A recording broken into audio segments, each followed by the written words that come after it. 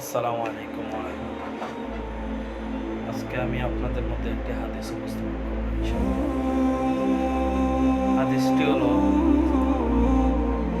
আনাস ইবনে মালিক রাদিয়াল্লাহু তাআলা আনহু হতে রাসূলুল্লাহ সাল্লাল্লাহু আলাইহি সাল্লাম বলেছেন, কোনো ব্যক্তি তিনবার জান্নাতের জন্য প্রার্থনা করলে জান্নাত বলে, হে আল্লাহ তাকে জান্নাতে প্রবেশ করান।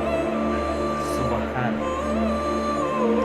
আবার কোনো ব্যক্তি তিনবার জাহান্নাম থেকে মুক্তি লাভের জন্য প্রার্থনা করে, জাহান্নাম বলে, হে আল্লাহ তাকে জাহান্নাম থেকে নিষ্কৃতি দান করুন, দিন, নিষ্কৃতি দিন। হাদিসটি সহিহ।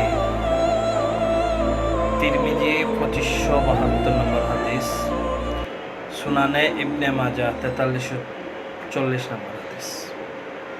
এই হাদিসের উপরে আপনাকে আমাকে সবাইকে আমল করার তৌফিক দান করুক। আল্লাহ তাআলা আমাদের সবাইকে ক্ষমা করুক। আল্লাহুম্মা সাল্লি আলা মুহাম্মাদ আল্লাহুম্মা বারিক আলা মুহাম্মাদ। আসসালামু আলাইকুম।